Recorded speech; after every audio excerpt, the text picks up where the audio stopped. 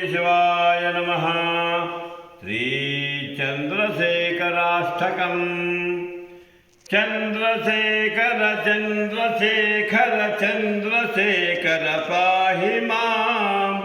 चन्द्रशेखर चन्द्रशेखर चन्द्रशेखर रक्ष माम्।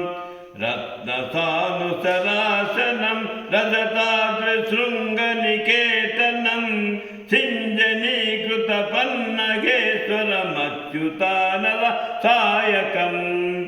क्षिप्रदग्धपुरत्रयं त्रिदिवलायैरभिवन्दितं चन्द्रशेखरमाश्रये मम किं करिष्यति वै यमः। पञ्चपादपपुष्पगन्धपदाम्बुजद्वयशोभितं फाललोचनजातपावक दग्धमन्मथविग्रहम्।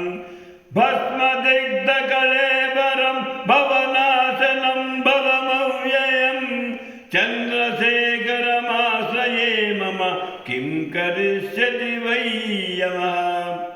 मत्तवारणमुख्यचर्मकृतोत्तरीयमनोहरं पङ्कजासन पद्मलोचन पूजिताङ्घ्रिसरोरुहम्। देवसिन्धुतरङ्गशीकर सिग्धशुभ्रजटाधरं चन्द्रशेखरमाश्रये मम किं करिष्यति वै यमः।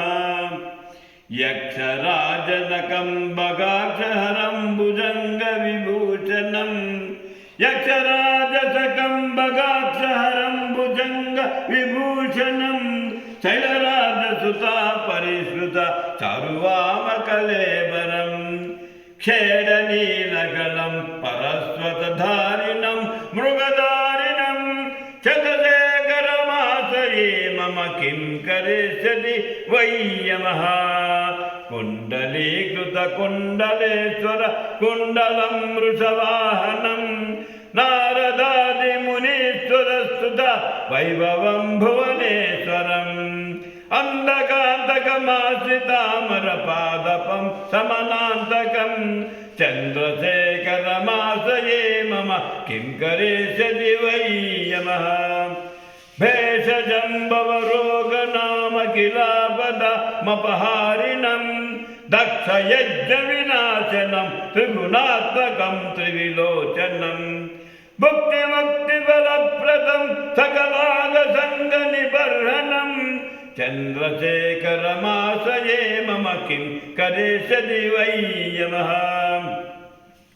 भक्तवत्सलमर्पितं निधिमक्षयं हरिदम्बरं सर्वभूतपतिं परात्परमप्रमेयमनुत्तमं सोमवारुणभूहुतासन सोमपानिकिलाकृतिं चन्द्रशेखरमाश्रये मम किं करिष्यति वै यमः।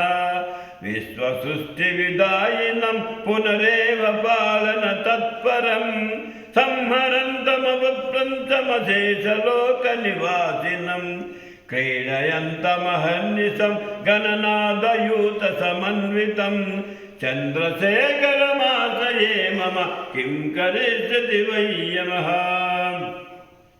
मृत्युभीतमृकुण्डनूनुकृतस्तवं शिवसन्निधौ यत्र कुत्र च यः पतेन्न हि तस्य मृत्युभयं भवेत्।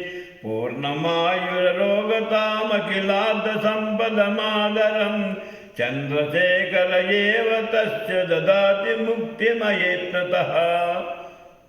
संसारसर्पदुष्टानां जन्तूनामविवेकिनां चन्द्रशेखर पदाब्जस्मरणं परमौषधम् इति मार्कण्डेयकृता श्री चन्द्रशेखर